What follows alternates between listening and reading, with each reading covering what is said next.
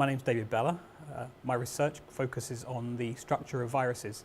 So what we're interested in understanding is the shapes of the molecules that make up viruses and how those molecules interact with the host cell that they infect.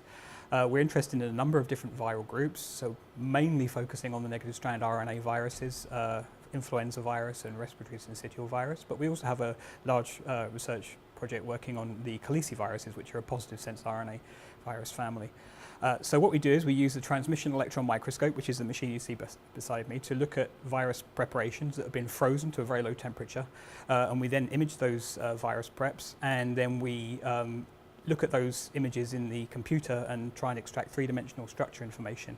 And our aim is to try and get very high resolution structure information on those viruses. The long-term aim of my research has two different angles. So one aspect of our research is focusing on trying to develop high-resolution structures of virus proteins and trying to understand how they interact with the host. And so our real aim there is to try and push the resolution as high as we can to try and get close to atomic resolution so we can understand how viruses interact with their hosts at that molecular level.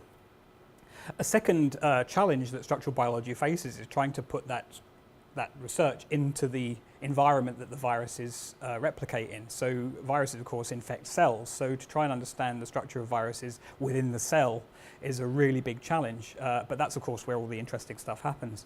One of the difficulties is that the transmission microscope, like this one, requires the specimens to be very thin.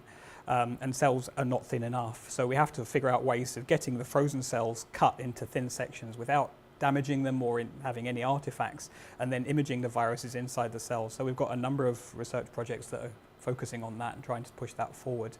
So that's a really interesting and exciting aspect of structural biology going into the 21st century. I really enjoy the CVR because it's a tremendously collegiate atmosphere. All my colleagues are sort of trying to pull in the same direction.